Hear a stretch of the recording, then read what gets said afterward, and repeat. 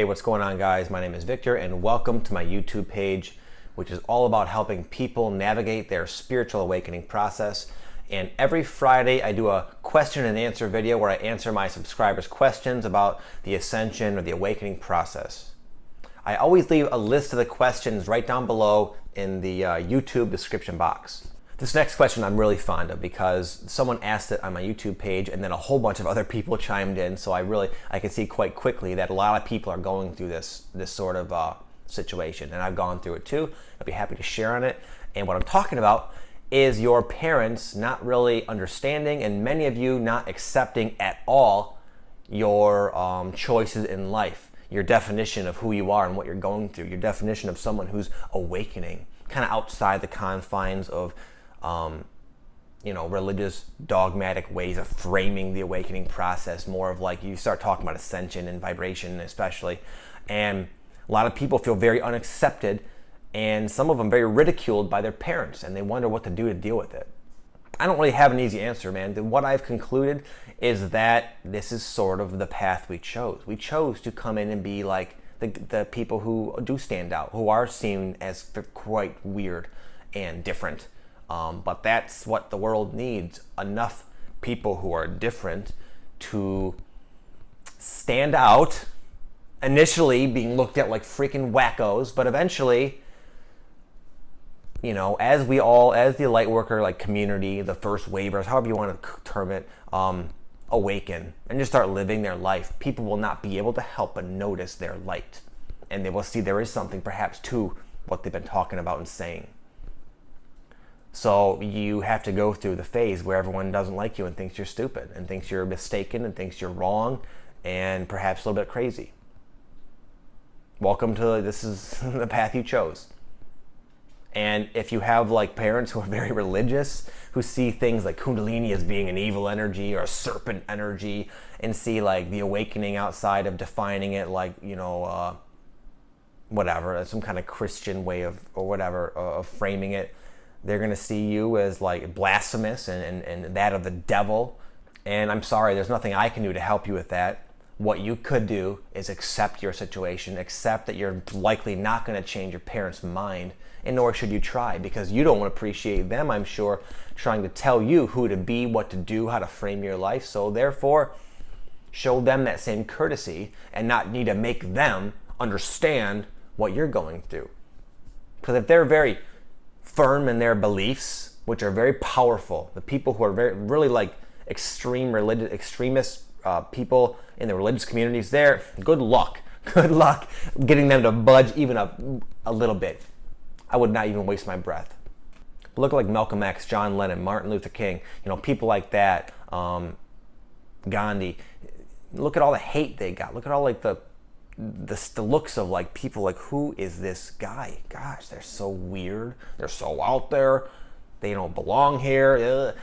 And now we look back at them and look at them as brilliant people. Well, we people who are awakening, anyone who's awakening is going to eventually be seen as a master.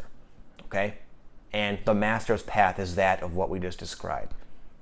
Expect a lot of resistance. But if you can accept that fact, accept your role, accept who you are, and accept that you don't have to change everyone's mind to align with your beliefs, then you won't have really much of an issue with it at all. So in some of my videos, I've been talking about some of like the spiritual symptoms and effects you're going to start having in 2016. This is speaking like universally. It's not like every single person is going to have exactly what I say, but it's just my own perception. And I talk about people starting to perceive like spirits and aliens perhaps and other like dimensional beings in their waking consciousness. And someone mentioned to me that they're a little bit off-put by that. They're a little bit nervous. They don't feel ready to do that. And that's okay. I want to kind of clarify this. I'm glad you mentioned that, because if there's anything you really don't want to happen, it doesn't have to happen. Okay? You don't have to see spirits to be awakened. You don't, okay? Everyone has their unique way of going through their life. There's a lot of people right now, a lot of light workers who don't even understand that they're a light worker. They don't know anything about any of this, but you can see them in like the mainstream and you could see their light. They are truly present, grounded, awakened people, but they'll never talk about Ascension. They'll probably never stumble upon my channel. I highly doubt they see spirits. and that's totally okay. Okay? And here's another thing. Those spirits, your guides, the last thing they want to do is frighten you. They have a level of love for you that we can't even currently comprehend. It is so deep and so pure, and they know you on such a vast level, and they're so aware and they're so precise with everything. They're not going to just, hey, guess what? I'm your spirit. No, they're not going to do that. They're not going to jump out of left field and scare the crap out of you. They know that you don't want them to come right now, and they're going to leave you the heck alone. So somebody sent me a message, and they're concerned with some issues that they can sense and feel kind of welling up inside them that they don't feel ready or prepared or even really at any point in time want to face or relive, is the way they put it. And they're asking me if there are some techniques or some ways to kind of go around these. Now, this is sort of a difficult question for me to answer specifically because it could be a few different things here.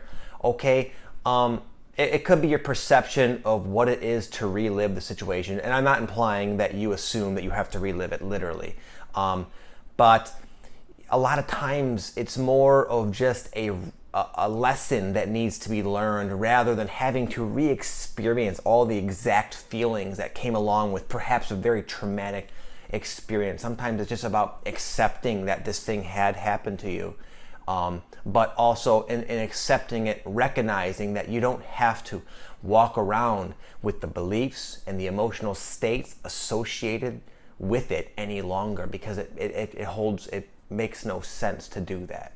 You know, I've been able to dip into some of my past lives where I've experienced just ridiculous tragedy, just horrifying events.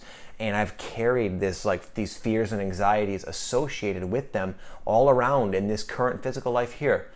And simply acknowledging again the fact that that's not me anymore. I don't need those tensions associated with it. It's okay to let that go. That was in the past. It happened. I'm not going to deny it or stuff it, but I don't need all of the baggage that comes along with it. Another thing is sometimes we're just not quite ready to face something, and that's okay, man. You are never given anything beyond your ability to handle in any given moment. And a lot of times we start to get the sensing that something's coming up well before you actually go and face it and deal with it on a permanent level. Okay, so just because you have the inkling, the inclination that something's coming and you kind of have a sensing of what it is, don't feel pressured because anything I'm saying or anything you're reading that you have to deal with it, relive it right now. Okay, because it's not like that. This is a truly a loving process. This is our higher self. This is our spirit trying to gently awaken us. Okay, it doesn't have to be horrible and fearful. So just be patient with yourself and just be very honest with yourself. Perhaps it is something that you want to ignore. There's been a lot of things that I have had like a knowing that I was probably going to have to deal with it, but I truly hoped I wouldn't have to. Maybe I'd awaken enough to where I'd be able to see this much more easily. But all of those things for me, I did have to eventually face. But and the harder it is something is to face, the more empowered, the more light you can hold in overcoming that thing. Someone asked, how big of a factor is drugs and alcohol, and are they going to slow down your ascension process? I would recommend, I made another video of several question and answer videos back that kind of went into this more deeply. I'm not going to go into too much detail now, but in my opinion, sometimes this gets under people's skin. They don't agree with what I'm saying here, but in my personal opinion and personal experience, that it has less to do with the substance and more to do with your interpretation and definition of it. If you hold the definition that drugs are merely a form of escape, they're for weak-minded people, they cause addiction, which is just a horrible thing for the person involved and their family, and you have all these negative connotations with drugs, then you should not be doing drugs. No, because you're going to have all those definitions kind of as coming along with it. There's no way to separate yourself from it. A lot of times, just modifying your definitions or discovering that your definitions about them were sort of given to you. So sometimes you can let go of those definitions, and then the drug in of itself, you can just take it or leave it. That's kind of how I feel about them. But if you have a habit of using drugs and alcohol in a habit form, in like an addictive way, then yeah, that's going to slow you down. But also, with that in mind, maybe you're just not quite ready to transcend that. It's very easy for someone who's never had a drug problem to point their finger at someone who's got a drinking problem and say, wow, they must not be on the ascension path. They should give that up right now. How unspiritual of them. Geez. And pointing their fat little finger at them. But really, that person judging might have several, thousands of other issues that this alcoholic might have already transcended. So it's just a matter of being honest with where you are on your path. It doesn't have to be so treacherous and so hard. Most of this is just, we're all being so hard on ourselves. We watch a video about someone who says something and then we think, wow, gosh, I have to do that now. No, man, you just got to walk your path. It's always fairly obvious what the next step is. It's always fairly obvious what issues kind of trying to make its way up, what you're being kind of asked to look at. You'll be given signs and synchronicities, and it's just about being honest with yourself and going at a pace you're comfortable with. Everyone can go at their own pace. Anyone watching a video like this is not going to get left behind, is not one of the people that has to worry about not making the shift. No, geez, God, no. And I'm not just boasting about my video. I'm just talking about the content I'm sharing is not for people who are not awakening and on the verge of really transcending their limitations that seem in the moment quite heavy. Someone asked me about a particular method they're doing to decalcify their pineal gland. What does that mean? There's been studies that have shown that some of the foods and substances that we eat in our normal day-to-day diet, for example, fluoride and chlorine in our tap water here in America, stuff like that, the impurities of the processed foods and whatnot, tend to cause a calcification of our pineal gland. And our pineal gland is associated with our sixth chakra, or our third eye. You might have heard the term third eye. And a lot of people feel very guided to take like supplements to help reduce the calcification of their pineal gland. And she asked what I thought about that. And something I did.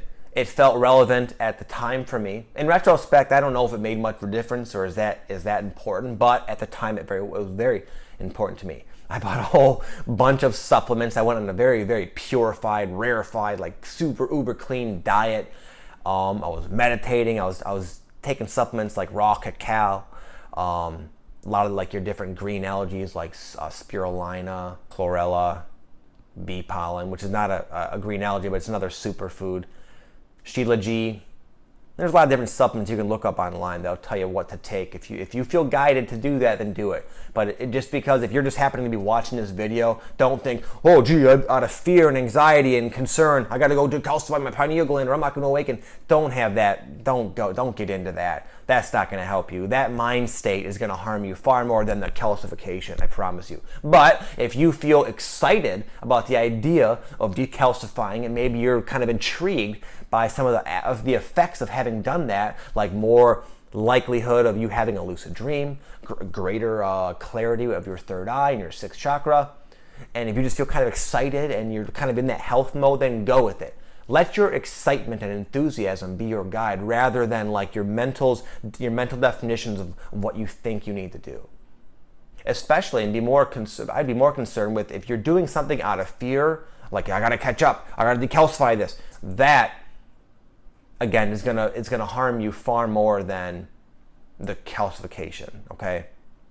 And the girl who asked me was quite young. So, dear, you're young, and I highly doubt your pineal gland is calcified as many of the older. Look at Eckhart Tolle. I'm sure he's an enlightened master. He's probably in his 60s. I doubt he ever took any supplements to decalcify his pineal gland, and he's one of the most gracious, present people on the planet right now. Someone mentioned that they're experiencing their life, their real physical everyday life, is becoming ridiculously dreamlike. They really feel like they're just kind of living in a dream. And they asked what to do. Is this okay that I feel this way?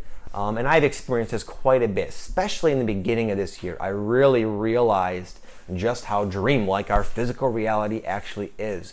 But the different astrological alignments and just the different energies, they tend to kind of shifts your perspective of reality all around, and you get to see things very differently all the time. We're always being kind of influenced by all these different factors, and sometimes you can see life quite in a dream, very much dreamlike way.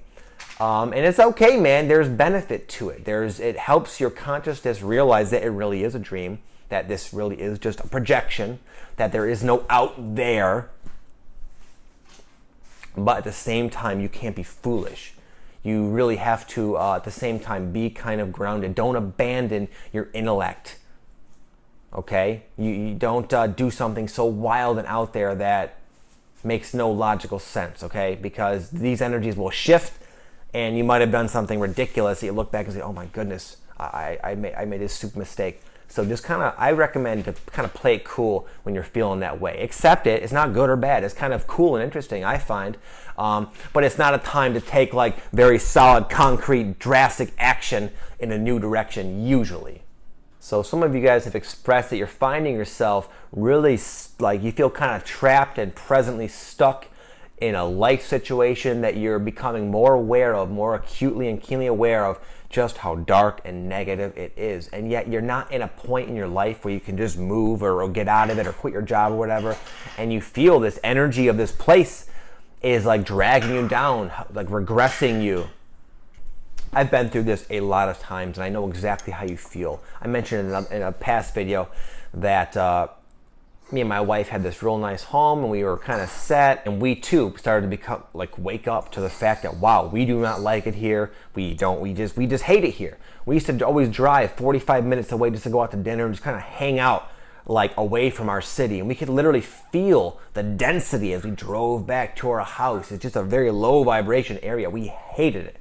And like you, we wanted to get the fuck out of Dodge. We did not want to be there.